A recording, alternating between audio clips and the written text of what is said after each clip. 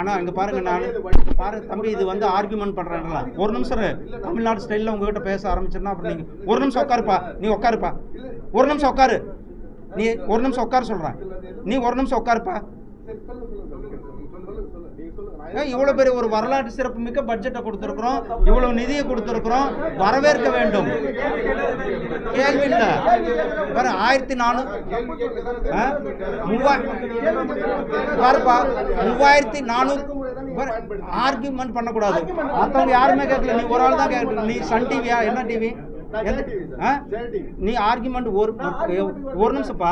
எந்த மீடியா எல்லாருமே அமைதியா இருக்காங்க, ஒரே ஆள் மட்டும் கேட்டுக்கிட்டே இருந்தா நான் சொல்லிட்டேன். நான் என்ன சொல்லிட்டேன்? ஒரு நிமிஷம் இருப்பா. நான் சொன்ன என்ன சொன்னேன்? முழுமையா கேட்கணும், முழுமையா கேட்கணும். நான் சொன்னது என்ன சொன்னேன்? பாண்டிச்சேரிக்கு தேவையான நிதியை நாங்கள் கொடுத்திருக்கிறோம். இன்னும் பாண்டிச்சேரி அவர்களுக்கு தேவையான என்ன நிதியை அவர்கள் கொடுக்கிறார்களோ அது மத்திய அரசு பரிசீலிக்கும். அவர்களுக்கு தேவையான அனைத்து உதவிகளும் நாம் செய்வோம்.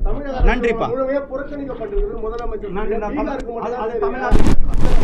தமிழ்நாட்டில்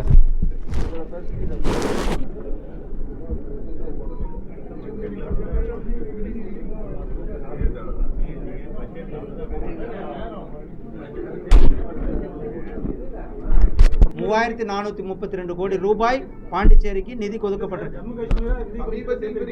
அண்ணா நீங்க பாருங்க, இங்க பாருங்க, ஒவ்வொரு மாநிலத்திற்கும் ஒவ்வொரு இது இருக்கு. ஒரு நிமிஷம் இருங்க, அப்படி இல்லைங்க. பாருங்க, இந்த வந்து ஜம்மு காஷ்மீரை பொறுத்தளவுக்கு ஆர்டிகல் 370 நாம எடுத்திருக்கிறோம். எடுத்த பிறகு அங்க வந்து நம்ம இங்க வந்து ஏற்கனவே இன்ஃப்ராஸ்ட்ரக்சர் பண்ணியாச்சு.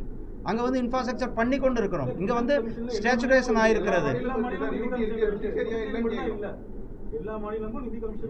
உங்க கோரிக்கை நான் நிதி அமைச்சர் சொல்றேன்.